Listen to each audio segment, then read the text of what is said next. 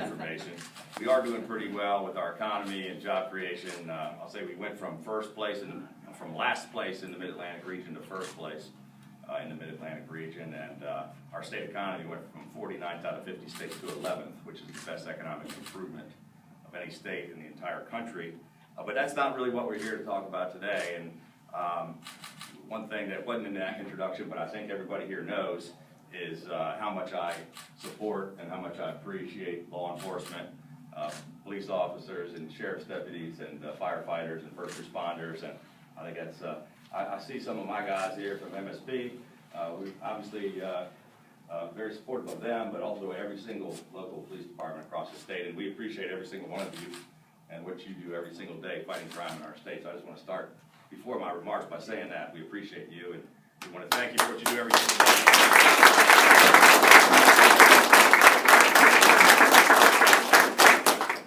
You know, it's really great to be here with you. We have a 3-day visit to Western Maryland. Yesterday we were all day in Washington County. This is our 4th stop out of 13 different events in Allegany County today, and we'll be in Garrett County all day tomorrow. I was running for governor. I promised we were going to pay more attention to the areas that have been neglected and ignored for too long, and I promised that we'd be back in Western Maryland. I think it's our 10th or 11th trip. We were out here for 4 straight days in September. We're back for 3 more days today, and I can assure you, we brought our entire cabinet with us.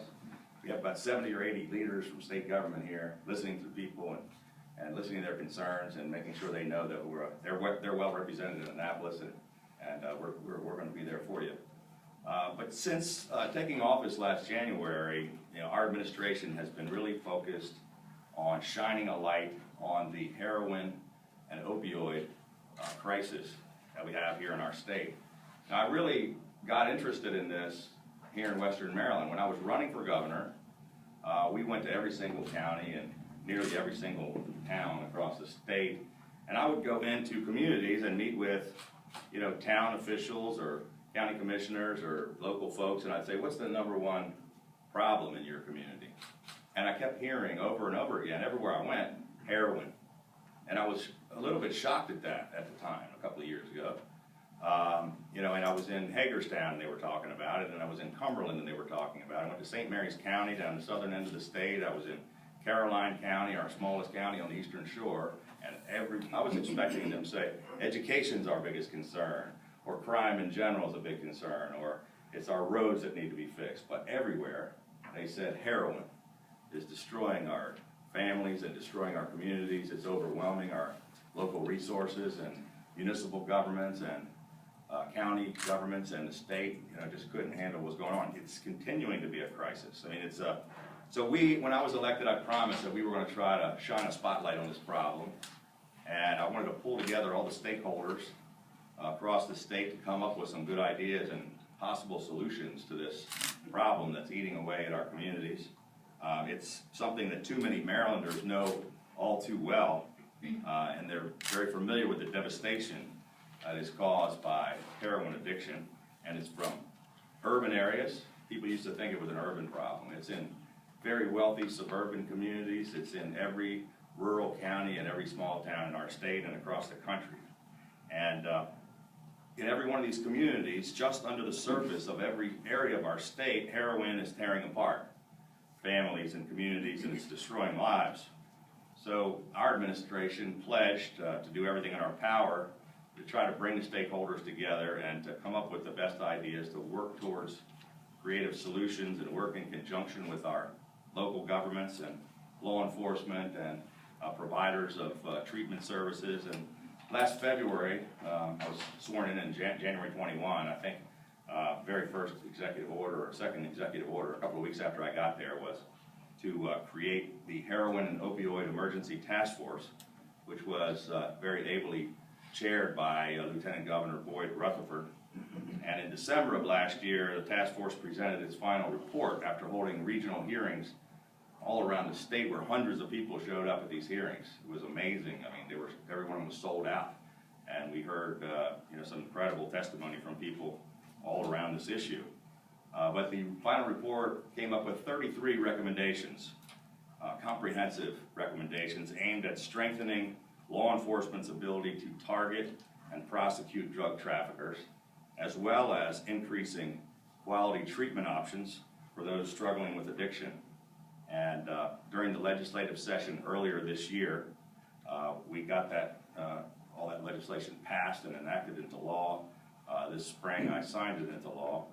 We've allocated an additional $5 million to help implement some of the recommendations of the task force. We signed the legislation into law. What it did, just touch on some of the topics, it strengthened the state's Good Samaritan law, which will protect law enforcement and first responders from being liable when they're trying to save somebody's life.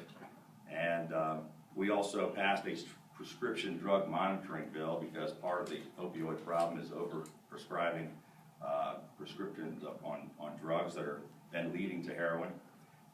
We passed the Justice Reinvestment Act, which was the most comprehensive criminal justice reform in a generation. It emphasizes treatment for those struggling with addiction while also holding drug traffickers accountable. And one important part of this law includes a RICO statute, which the feds had, but we didn't have in state law. It allows prosecutors to target high-level drug traffickers by giving them the ability to bring down an entire criminal enterprise all at once. And it's going to be a good tool in breaking up some of the gangs that are involved in drug trafficking. In July of this year, with the National Governors Association, I joined with 46 other governors to sign a compact to fight opioid addiction.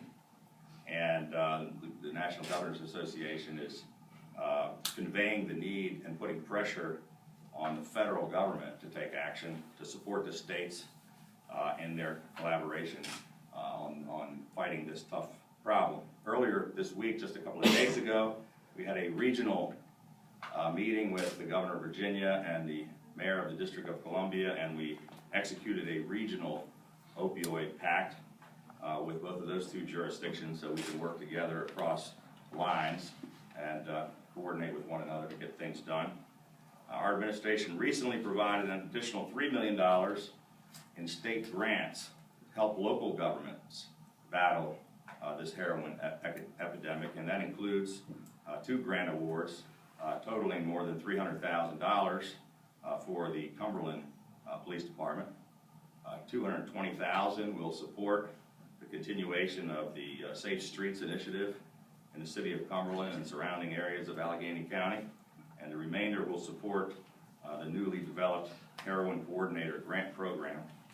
These are just some of the small steps that are being taken at the state level to try to help local governments and communities work together to address this heroin epidemic. But we're really proud of the work that's being done at the local level, and especially right here in Allegany County. The Allegany County Sheriff's Office has really taken the lead in conducting town hall meetings, spread awareness in this region about this problem, and under the leadership of Sheriff Robertson and in partnership with the local school system, high school students here are being taught about the dangers of heroin and prescription drugs. And it sounds like a simple thing, but the Lieutenant Governor was talking yesterday at our cabinet meeting in Hagerstown, and he said, you can talk to any kid and they know that smoking cigarettes is bad for you because they put so much money into marketing that, but they don't know about the dangers of prescription drugs that they might find at home. So it's good that you're taking a lead here and doing things that aren't being done all over the state and teaching kids, and it's very important. Education's a big part of it.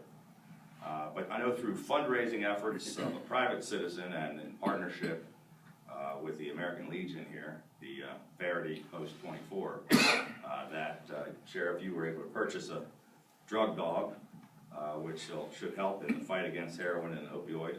And I understand that you're hoping to purchase another one in the near future. Look, together, we're all in this together. And no community is going to solve it by themselves. It's going to take the federal government, the state government, the counties, the municipalities. It's going to take volunteers and community organizations. But we're going to continue to try to work together to fight this epidemic from every angle that we possibly can. Well, you've accomplished a heck of a lot here. You're doing great things. We're proud of the work that you're doing, but there's still so much more left to be done all across the state. And so far this year, there have been approximately, and this is as of September, may even be more up-to-date numbers that I don't have, but as of September, 240 known overdose cases here in Allegany County, 34 of which resulted in a fatality. And this is a fight that is absolutely worth fighting. We must remain focused and steadfast in our resolve to find real and lasting solutions to this crisis. We got to continue to expand access to quality treatment to our neighbors and friends and family members who are struggling with addiction, and we have to continue to do more to crack down on drug traffickers who profit by destroying lives and families and our communities. So I want to thank you all again for being here with us today, and I especially want to thank you for your continued partnership in this important fight. With your dedication and with all of us working together, this is just one more way that I believe together we can save lives and we can change Maryland for the better. So thank you all very much. Thanks for